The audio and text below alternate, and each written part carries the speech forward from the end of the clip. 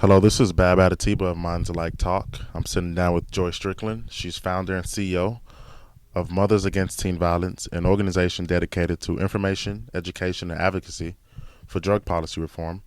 She's also author of Joy in the Morning, A Mother's Journey from Tragedy to Triumph. Thanks for sitting down with me. My pleasure. So, I first got in contact with you through an article that was directed at the president on drug policy.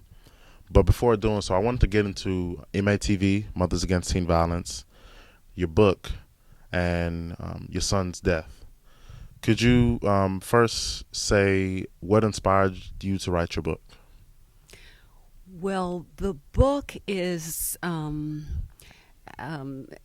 the outgrowth of my experience of losing a son. It's a book that's written in two parts.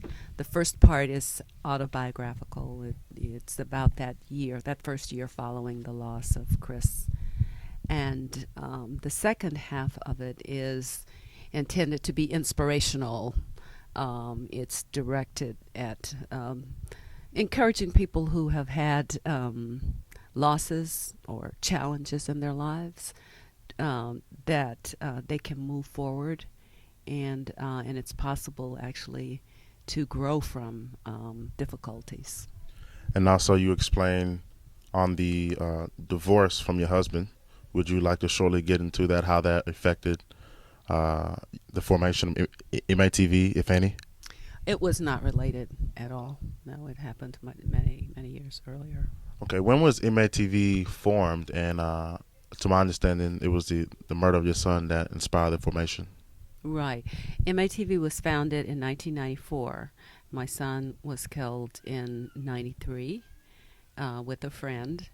And I was encouraged to found the organization with two friends who were actually in my Sunday school class at St. Luke Community United Methodist Church. And so they came to me. The thing was that back in 93, there was an outbreak of gang-related violence. As a matter of fact, that year, roughly, I'm going to say 84 kids under the age of 20 were killed in Dallas County.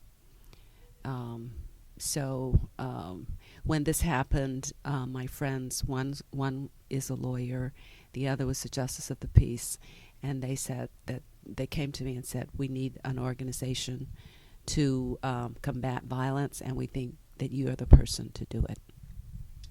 And what year did you rebrand the MATV to focus on drug policy reform?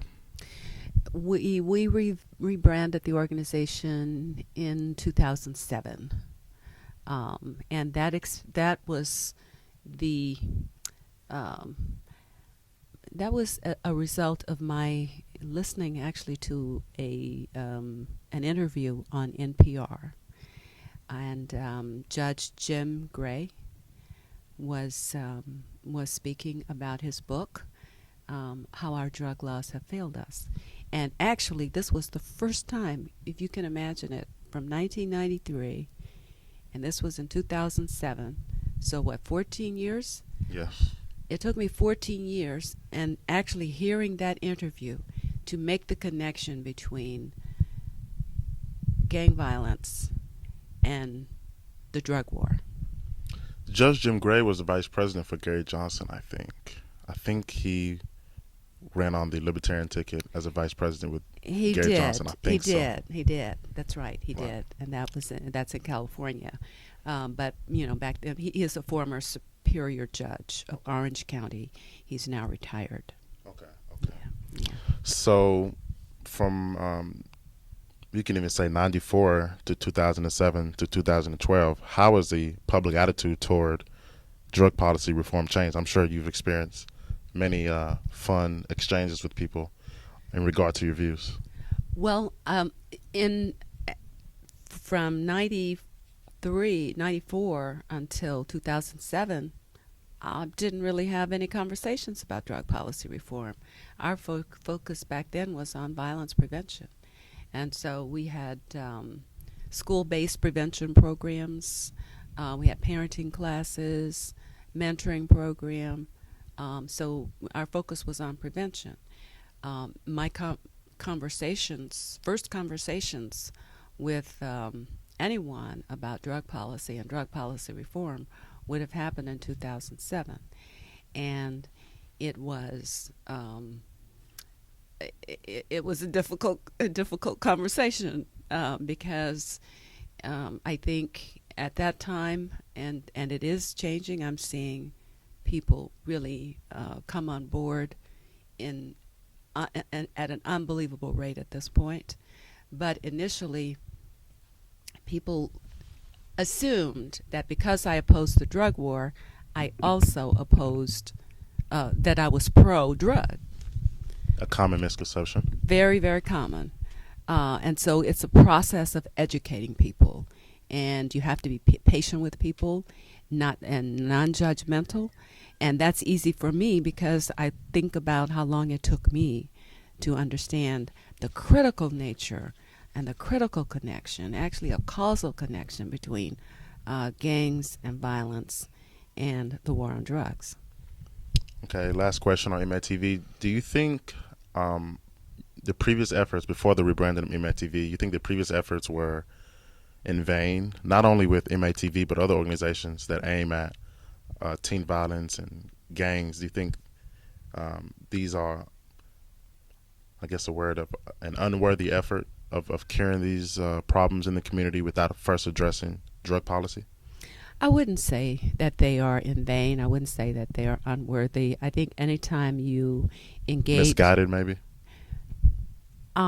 depending upon your mission and your goal, I think that there's a room for all of the above.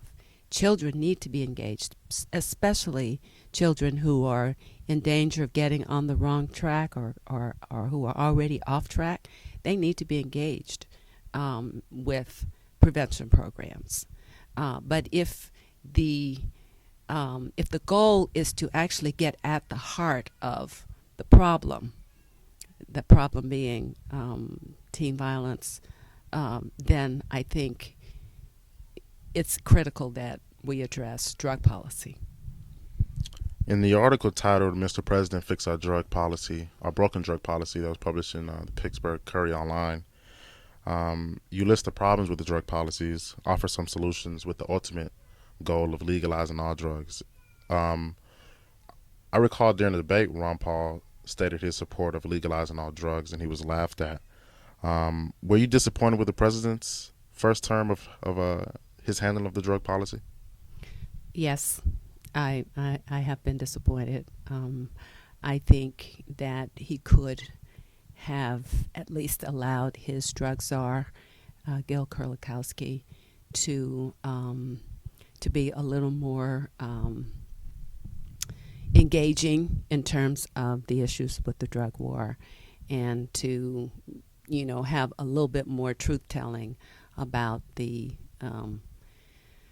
and they've come out and said that what they're doing isn't working. I mean, Gil Kurlikowski has said that. Hillary Clinton, Secretary Clinton, has said that this is a problem of supply and demand, but no one's been willing to go beyond that. And decriminalization was specifically taken off the table by the president.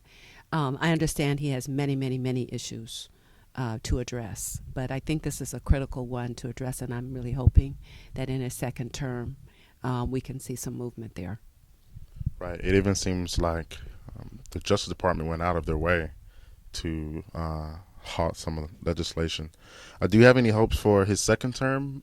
We see Colorado and Washington have legalized it or decriminalized it totally on their ballot and decided to not acknowledge the federal stance on it. Do you have any hope for a second term? Do you see his Justice Department working with those states to respect their laws? I'm hopeful, and Colorado and Washington State did not decriminalize marijuana. They legalized it, and this is the first time.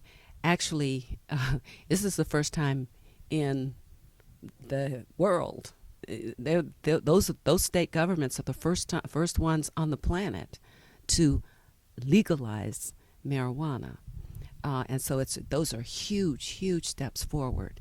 But of course, the rub comes with the fact that at the federal level, in terms of federal law, marijuana remains illegal. So the question becomes whether the DEA or the administration or justice will seek to enforce federal law, or whether this will be the beginning of a conversation, which is what I'm hoping, and I'm hoping to see some leadership from the president in terms of this this discrepancy in the law that really it can't stand. We can't go. This is an untenable situation, really. Many opponents or prohibitionists state that there is no medical use of marijuana as opposed to some other drugs listed. And in your article, you said the drug policy is rife with contradiction.